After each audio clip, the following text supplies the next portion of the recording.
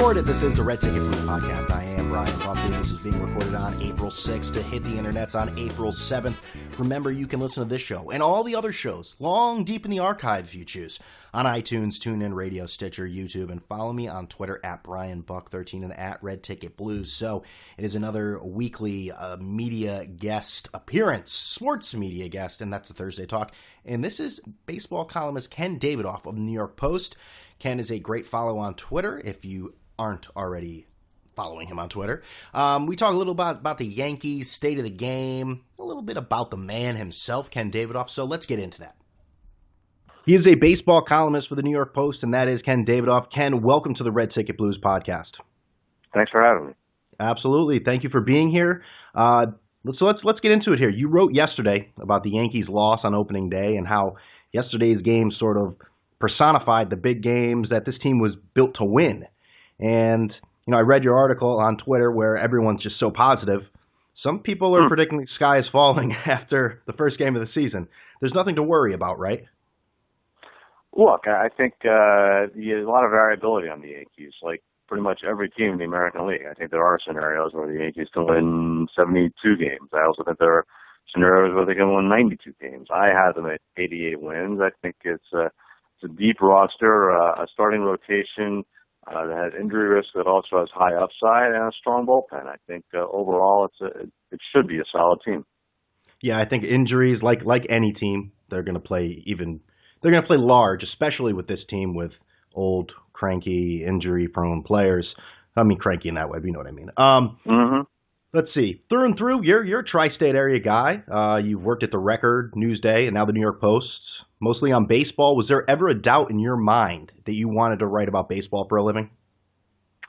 That's a great question, and the answer is yes, in the years 1994 and 1995, because I say this with all sincerity. I grew up a huge baseball fan. I loved it.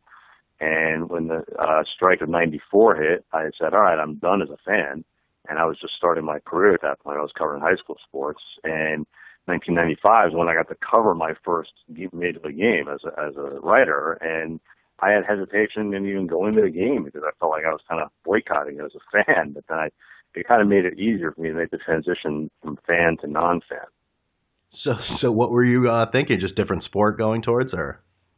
I was just thinking. That's one of my favorite sports was probably college basketball. I still love college basketball as a fan, and I just thought that going to a baseball game didn't even interest me as a journalist. But I quickly realized that when you go back to '96 when the Yankees emerged, and just the idea that all right, well, professionally it makes a lot of sense to aspire to cover baseball in New York City given its popularity. Right. No, who wouldn't jump on that train? So let's get into some baseball here. We'll go national real quick. The Adam LaRoche story is quieted down mainly because he retired. But what's your take on this? Was LaRoche being petulant? Was Kenny Williams a liar? Or was Drake LaRoche the best damn clubhouse leader we've ever seen? I'm hesitant to dive full into that story because to be honest with you, I didn't know. I saw Drake LaRoche in the White Sox's in clubhouse last September, but I didn't know his deal. I didn't know he was around all the time, and I wasn't around the White Sox this spring. I didn't really interview anyone about it besides Kenny Williams. I will say, as a parent, it kind of blows my mind, the idea of taking your kid everywhere with you, in the clubhouses and not doing a formal schooling, not allowing him to interact with his peers. It seems like he spends most of his time. Yeah. So I try very hard not to be judgmental, but I'm failing in this instance. It really blew my mind that whole scenario even existed in the first place. Yeah, I mean, I got to ask you, if you don't need to say teams, from your dealings in your career, are children around the clubhouse that often? I mean, this is sort of a new thing. I'm seeing that he's in the clubhouse every day. He's got a locker. I mean, is it like outside of just special circumstances, are they in the clubhouse that often? I know the Yankees, as long as I've been around them, the rule has been if they win, you can bring in your sons post-game. On a rare occasion, let's say when you have an older kid, around Drake LaRoche's age, CC Sabathia now is a sixth grader, I might see him on a rare occasion, and I think I just saw him in Tampa. but certainly not on anything approaching a regular basis. Okay, very interesting. You've predicted the Indians over the Cubs in the World Series, and I'm sure everyone on Twitter immediately agreed with you and sent tons of tweets of positivity, because that's how Twitter operates. That's how the internet operates. Yes.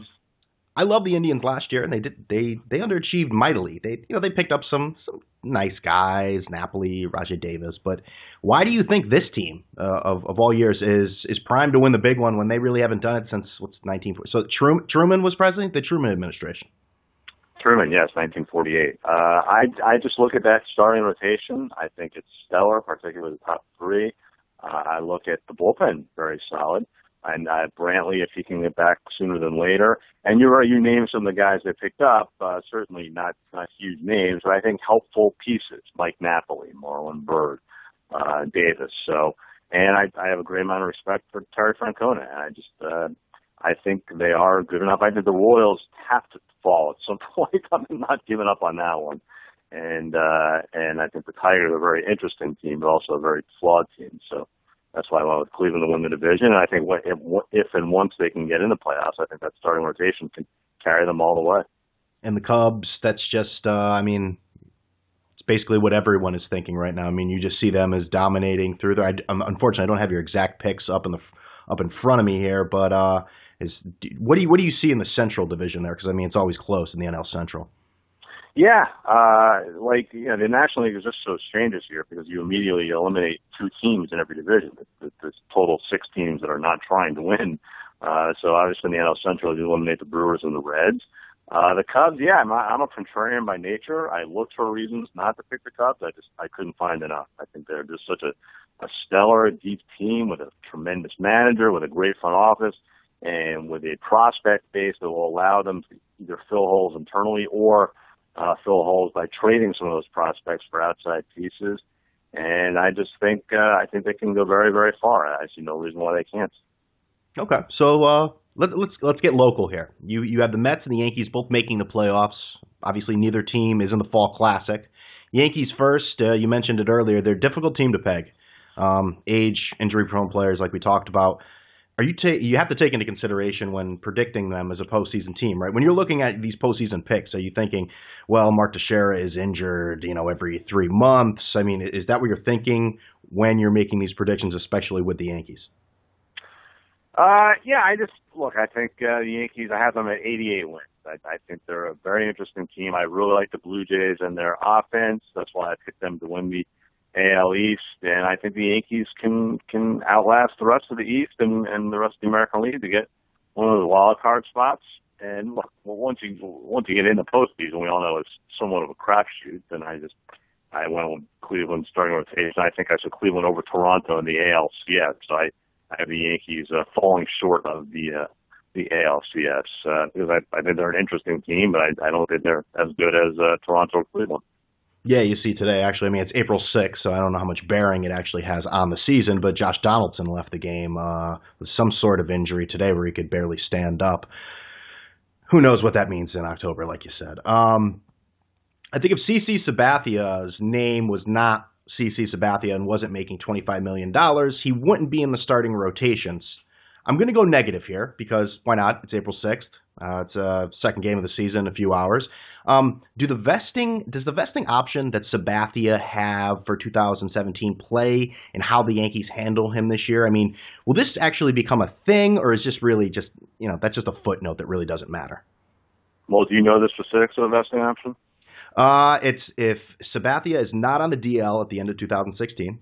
Right. He does not spend 45 days on the DL due to his left shoulder, and does not make 6 relief appearances in 2016 due to the left shoulder. Right. So there's not much they can really do to manipulate that vesting option, short of pulling a Tanya Harding and hiring Jeff Galooly to whack him in the left shoulder. There's really not much they can do to prevent him from getting that. So the answer to your question is no, it really has zero bearing. Okay. Last year, nobody knew what we'd get from Alex Rodriguez. We got 33 home runs and a dazzling fall media emergence, which we all loved. And A-Rod in classic A-Rod form has already given us the okey-doke on retirement talk. let's say he replicates last year, and or even comes somewhat comparable. Are there any suitors for him if he wants to go for the home run record? Well, he's got 2 more years with the Yankees. Oh, that's right. You're absolutely. Jeez, Yeah. I apologize there. Yeah.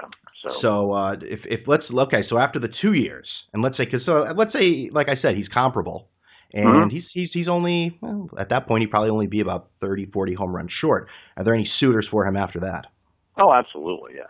Yeah, and I wouldn't rule out the Yankees being suitors. I mean, look. You think so? Yeah, I wouldn't rule it out.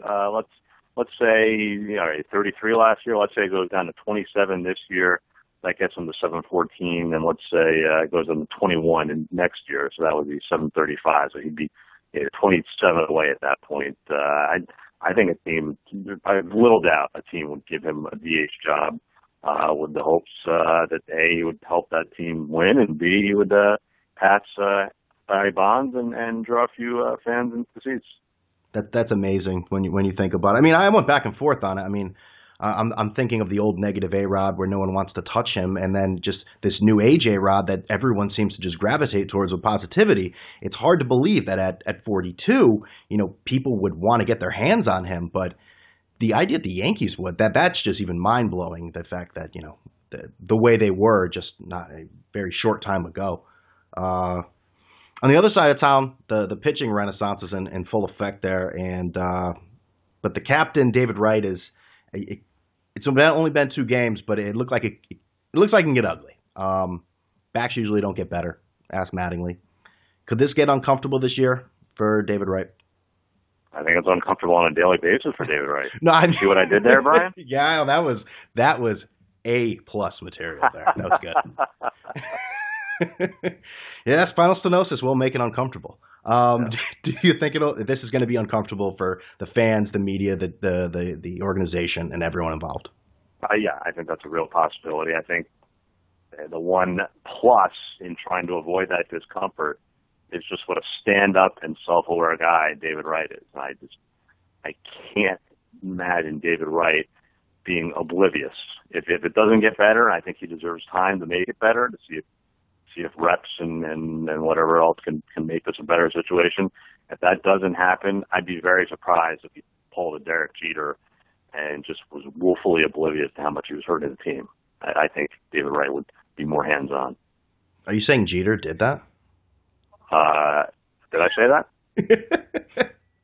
Don Mattingly and David Wright are guys that, well, Mattingly obviously just falls short of Cooperstown, I think, but that's a debate for another time. But let's talk about the Hall of Fame. You've been vocal about it in the past, about your picks, I should say. You're a voter you've called for a bigger ballot, or you'd say you haven't called for it, but you said it wouldn't be a terrible idea, and voted multiple times for Roger Clemens and Barry Bonds. So I'll play the other side here.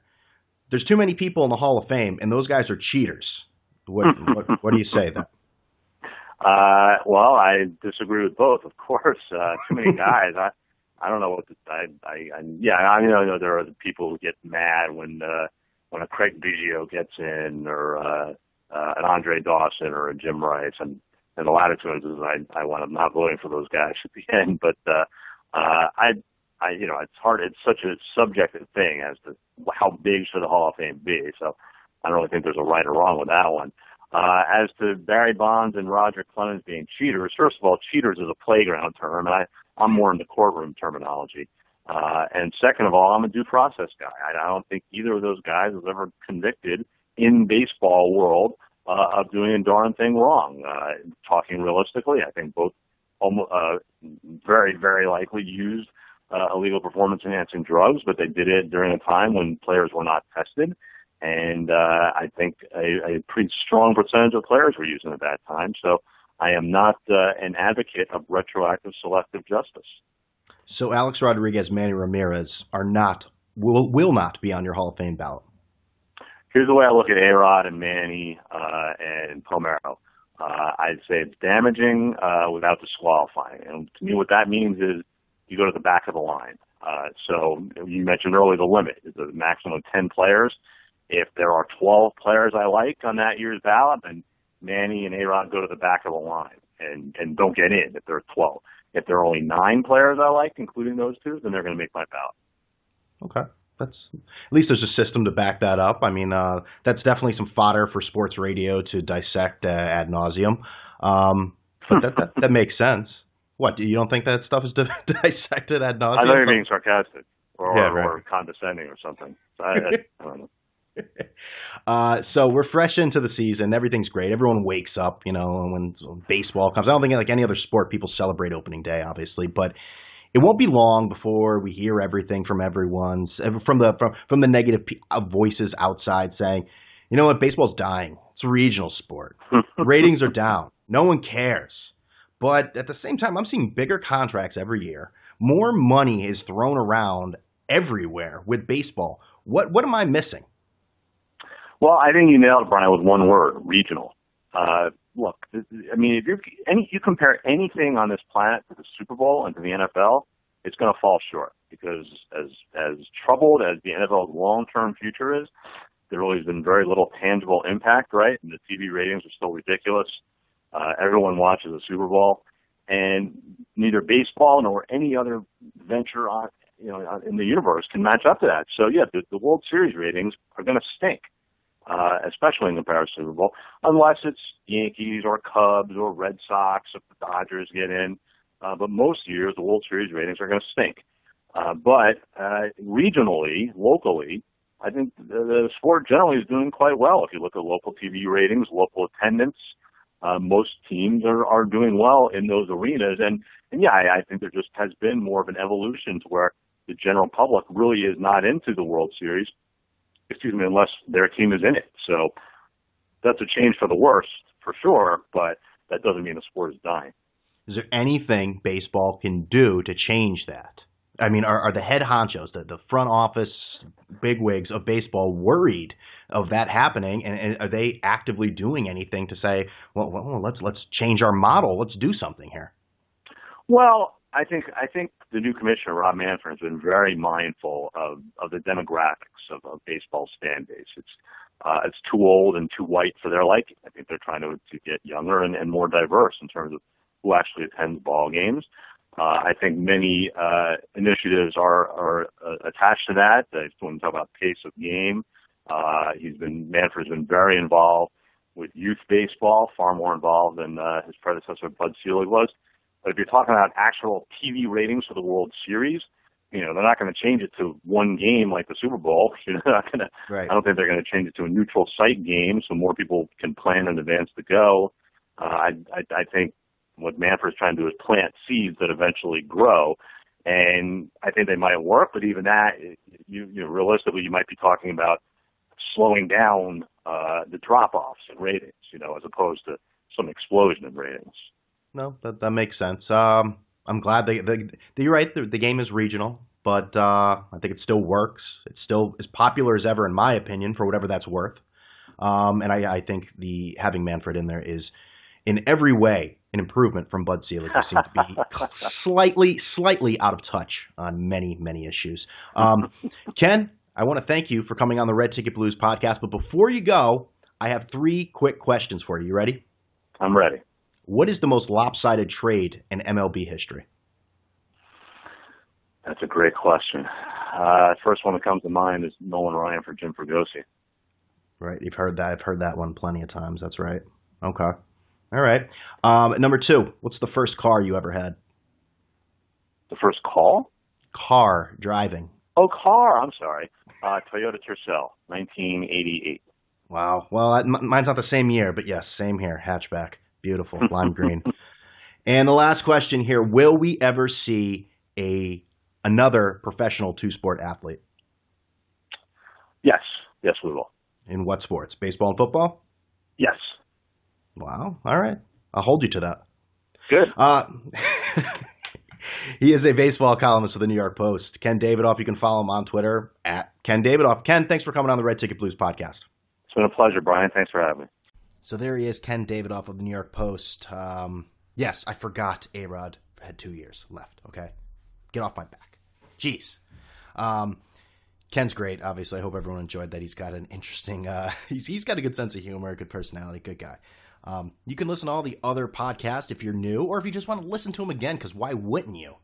I mean, there are other podcasts out there other than this one. All the Red Ticket Blues podcasts on iTunes, TuneIn, Radio, Stitcher, YouTube. And remember, if you want laughter, if you want news, if you want to be informed, you're going to follow at Red Ticket Blues or at BrianBuck13. There's no other accounts to follow. Just remember that. Remember to go to those podcasting venues, leave a review and a rating. And I know you already have, but if you haven't, go for it. So with all that being said, I'm out of here.